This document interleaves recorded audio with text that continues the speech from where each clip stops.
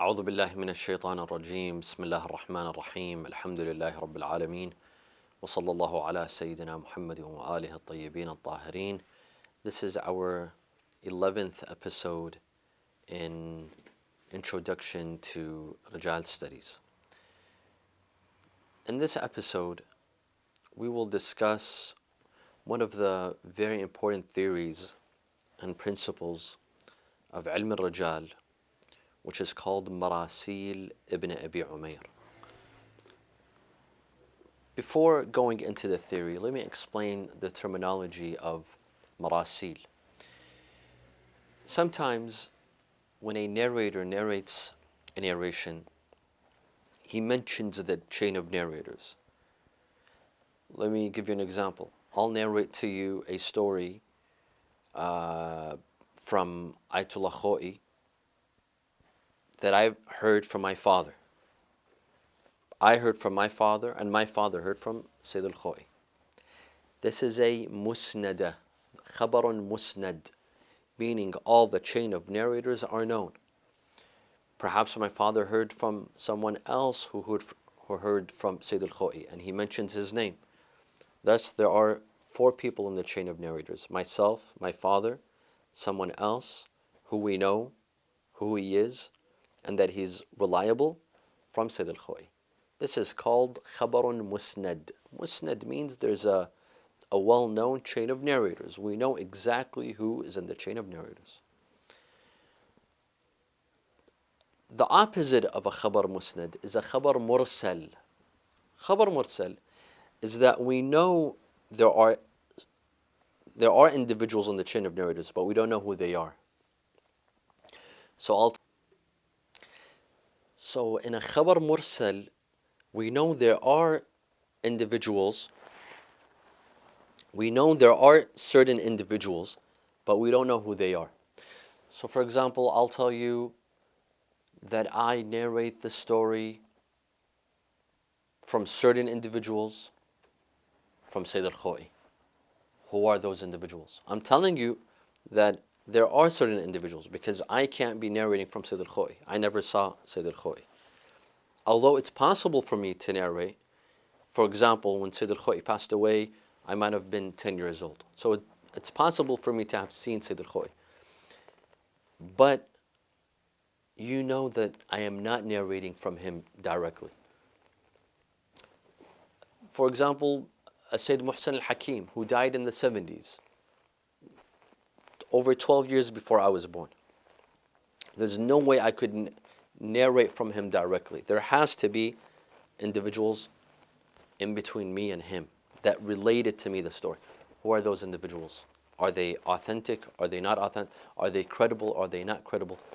If I do not mention those in between, this is myself and this is, for example, Sayyid al-Hakim, and I don't tell you who's in between me and Sayyid al-Hakim, who narrated to me the story, this becomes al-khabar mursal, khabarun mursal.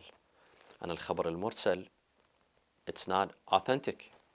Why? Because we don't know that those who narrated to me the story, I might know them, but you don't know them. You'll say, Sayyid Hussein told us a story of Sayyid al-Hakim, but he didn't tell us how he heard it. And who did he rely on? Who are his sources? Maybe the sources are not credible. Al-khabar al-mursal, it's not accepted because we don't know who is telling us the story. So this is what irsal means. Khabar al-mursal, it means that we don't know who the intermediaries are.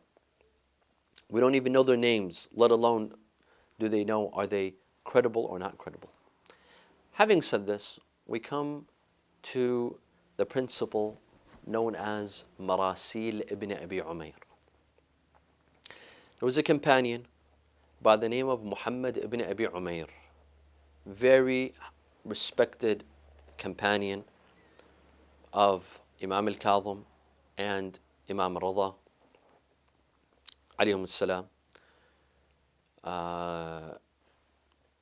No one disagrees that this person was credible and trustworthy. And we shall get to his biography later on in the lecture. Here, Shaykh al-Tusi in Al-Adda, he tells us that there are three individuals in his book Al-Adda. Shaykh al-Tusi, he's a prominent figure in our school of thought, and he's from the former scholars. And as we discussed in previous episodes, that former scholars of Rijal, they have the primacy. What they say is the most authentic. Now, there's a question of can we rely on later scholars of Rijal or not? We already discussed that. We lean towards yes, we can accept them. Sayyid al-Khoi says we can't accept them. At any rate, former scholars of Rijal definitely have the primacy. Shaykh al-Tusi in his book Al-Adda, Al-Udda fi Usul al-Fiqh, he says that At-Ta'ifa, meaning the Shi'i school of thought, there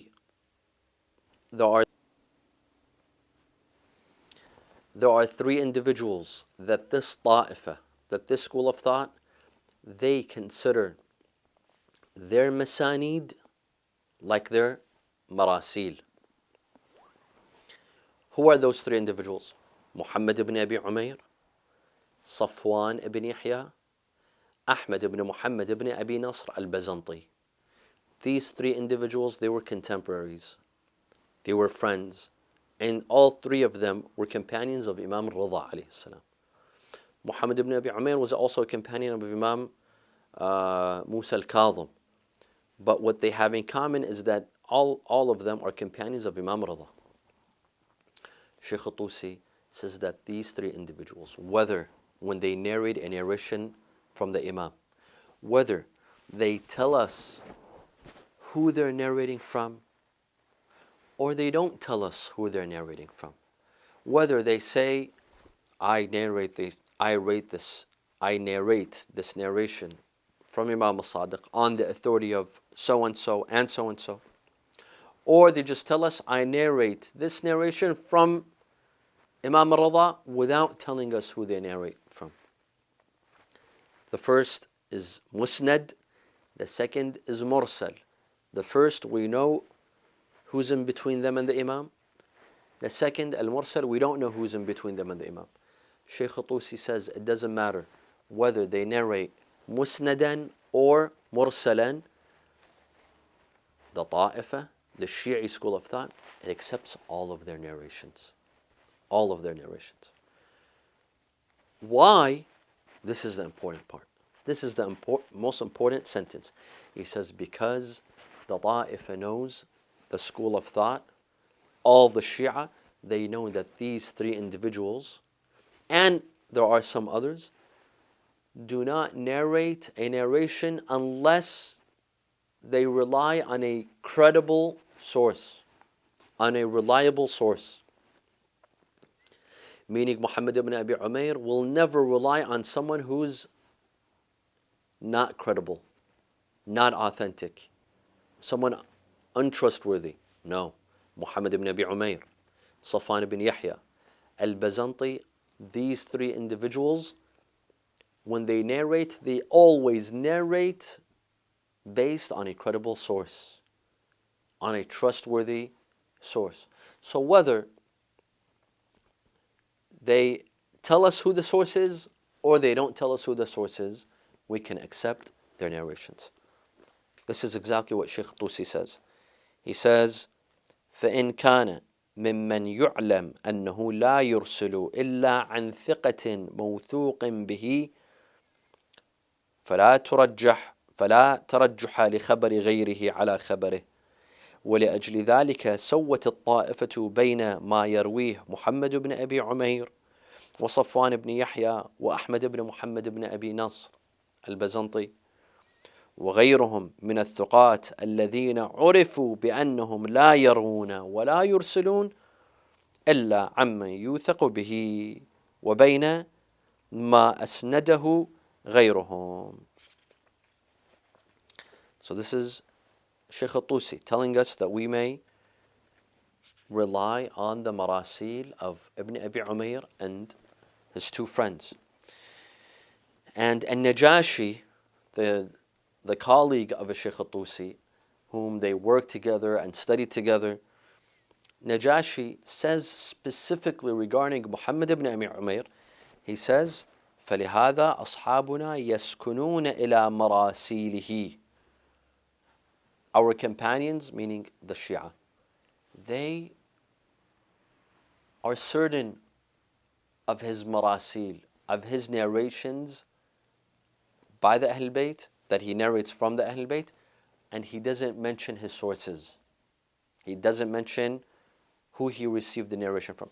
He says the Shia, they're certain. For them, it's sufficient. His marasil are sufficient. Although that marasil are not accepted. When you don't mention your source and you mention a story or a narration, and this is something logical.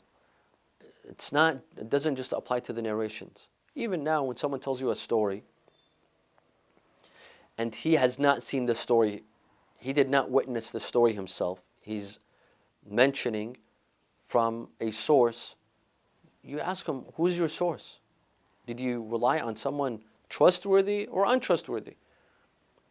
If you don't know if the source is trustworthy or not trustworthy, you're not going to narrate. You're not going to trust that narration.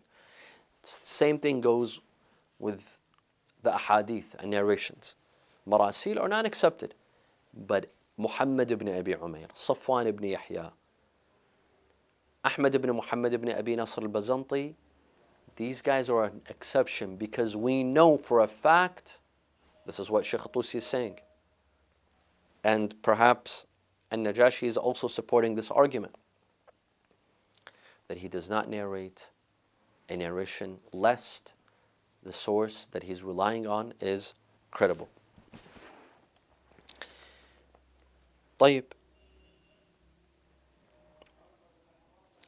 So here we have three claims. The claim of Shaykh al-Tusi can be broken down into three claims. One is that the Maraseel of Ibn Abi Umayr and his two friends have an authority. We may accept them. Not only may we accept them, they are binding. It's a complete narration. It's an authentic narration, even if he doesn't mention his source. This is one. Two, Ibn Abi Umayr and his two friends, when they narrate khabaran musnadan, when they mention the source, they always rely on someone who's credible. This is two.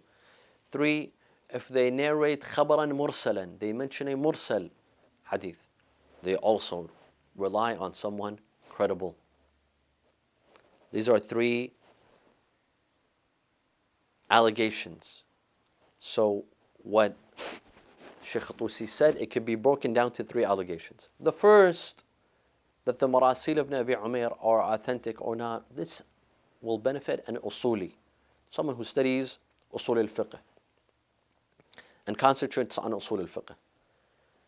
Here in Rijal, the second and third allegations will benefit us. Why? Because if Ibn Abi Umayr only narrates from someone who's credible, and we know, he says, Muhammad ibn Umayr says, عن فلان عن الإمام الصادق, for example, and he mentions his name. This becomes a mass authentication. And remember, we were talking about mass authentications. And so the theory of Maraseel ibn Abi Umayr falls under the category of mass authentications. As long as Muhammad ibn Abi Umayr and his two friends, they narrate from someone, that is an enough piece of evidence to say that that person is reliable. That person is trustworthy. Now, this helps us greatly. Why? Because Muhammad ibn Abi Umayr only, let alone his two friends. And we will concentrate on Muhammad ibn Abi Umayr because that's how it is in the books of Rijal. Although he has two other friends, but he has the most amount of narrations. He's the most popular guy out of them. And he has over 5,000 narrations in the four books of hadith, Al-Kafi, من لا يحضر الفقيه تهذيبا للاستبصار. He has over 5,000 narrations. So it makes a big difference. Ibn Abi Umayr, he narrates from 400 narrators. 400 narrators. So if this mass authentication is credible and we were to accept it, that means 400 individuals are going to be what? They're going to be considered reliable. Thiqah. If we reject this theory, we're going to lose a major mass authentication. 400 narrators, we're going to lose them.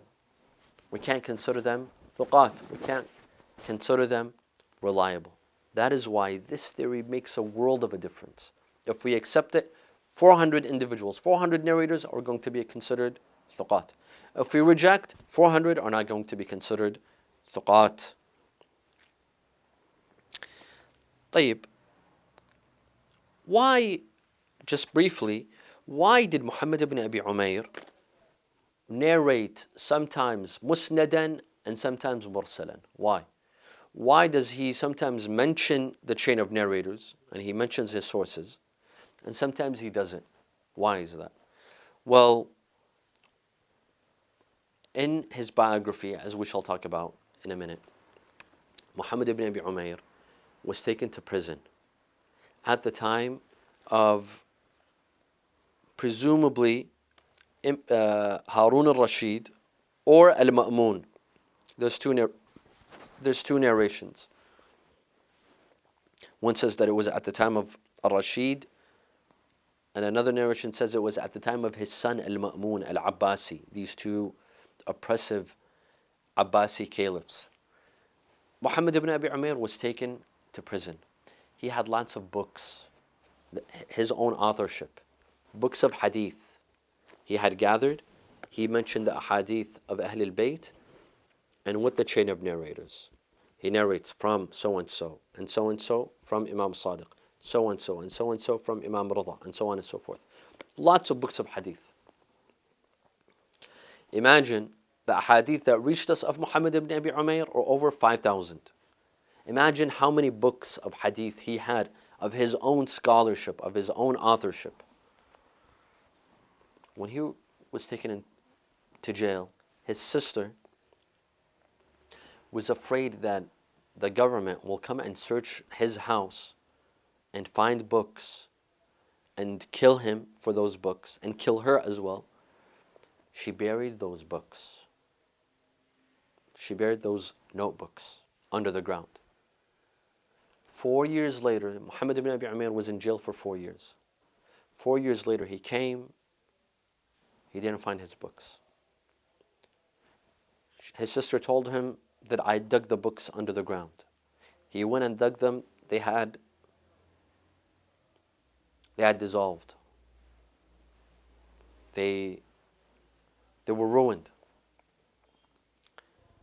Thus, Muhammad ibn Abi Umayr, when he narrates a narration, he narrates it from memorization. He has the words of Ahl al-Bayt memorized. But what he doesn't have memorized is the chain of narrators. He memorized the words of the Ahl al-Bayt, that Imam al-Sadiq said this and that, Imam Rida said this. But who told him? He forgot. He forgot the name of the narrators, and the books were dissolved. So he began relating these narrations to his companions, but without the chain of narrators. He would say, Imam Sadiq said this. And that's how his narrations became Maraseel. He didn't mention the chain of narrators. Now, before I continue, just a very brief biography of these three companions, these three narrators, Muhammad ibn Abi Umayr, Safwan ibn Yahya, and Ahmad ibn Muhammad ibn Abi Nasr al-Bazanti. An-Najashi, he says regarding him, لقي أبا الحسن موسى وسمع منه أحاديث. Muhammad ibn Abi Umayr met Imam al-Qazwini, and he heard from him many ahadith. وروى عن الرضا, and he also narrated from Imam Rida. جليل القدر عظيم المنزلة فينا وعند المخالفين. A great personality, very respectful, very respectable individual, not just with us, the Shia, but even others, meaning the Sunni school of thought. They also have a lot of respect for him. And then he mentions the story of how he went to jail either during the days of, he mentions two narrations. He went to jail either during the days of Harun al-Rashid or during the days of Al-Ma'mun al-Abbasi. And there are two versions to how his books were destroyed. One version says that his sister buried his books under the ground and they were dissolved. Another narration says that while he was in jail, a flood came and his house was flooded and all of his books were destroyed. Anyhow, he had صنف محمد بن أبي عمير 94 كتابا. He had 49 books of his own authorship. He authored 49 books, all of them went missing.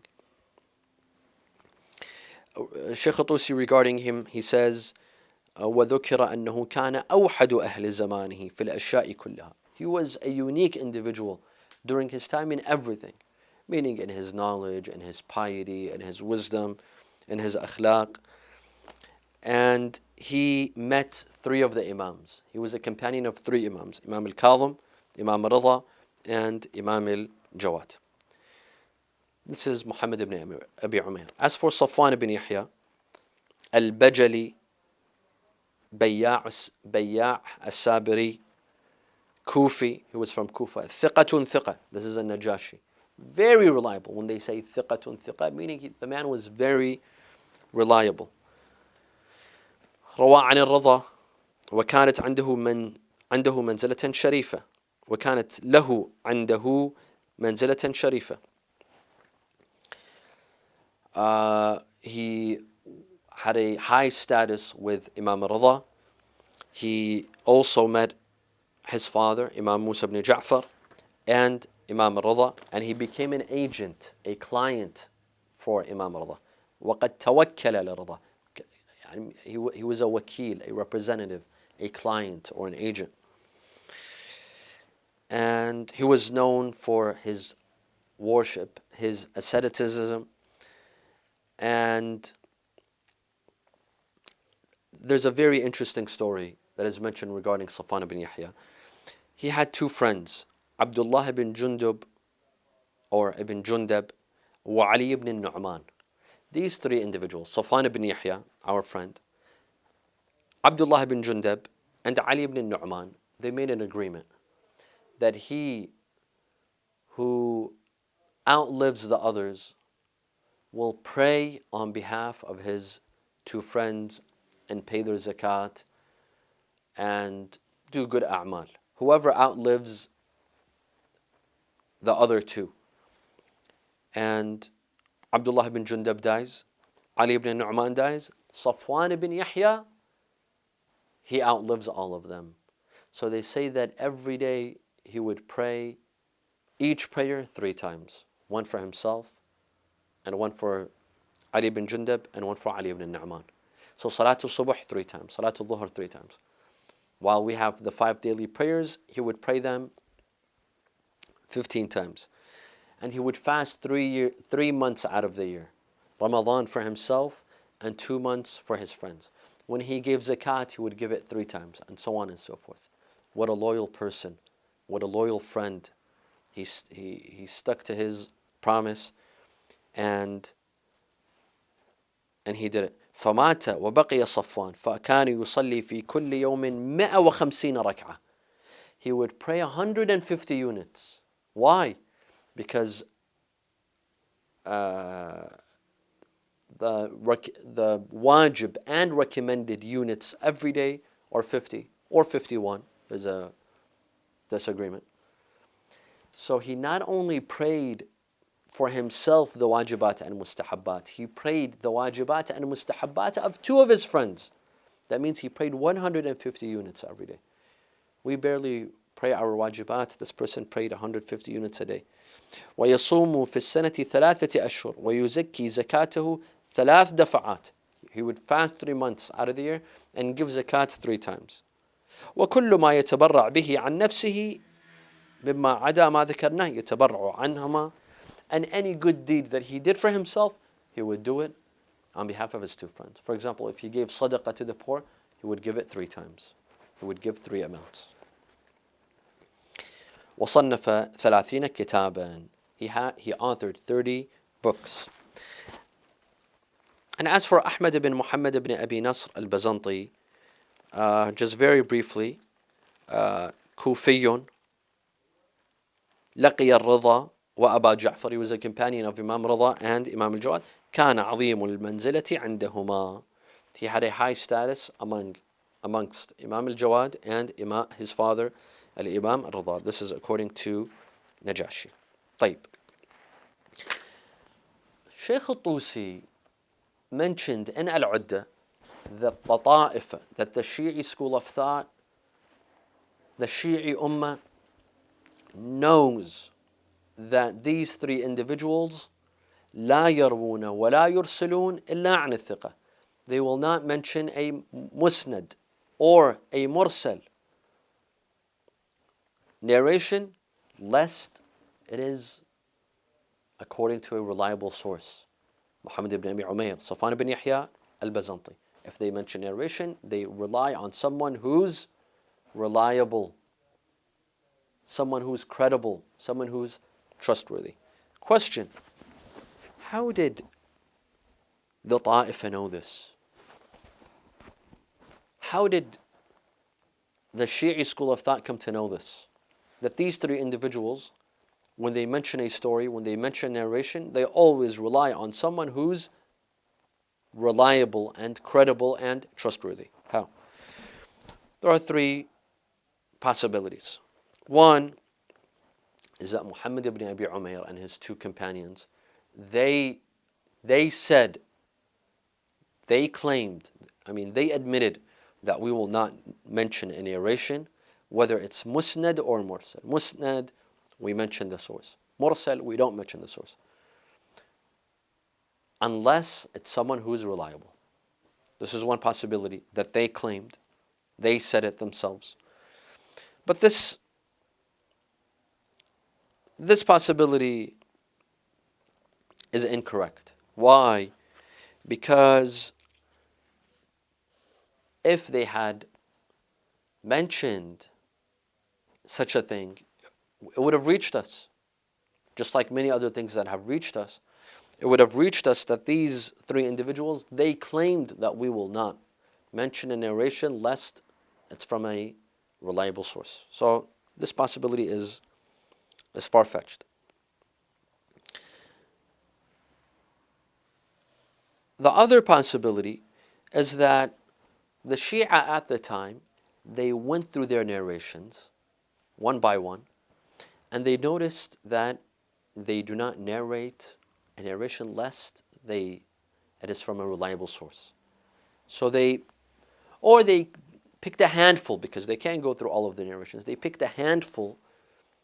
They did a survey of their narrations, and they discovered that they rely on reliable sources.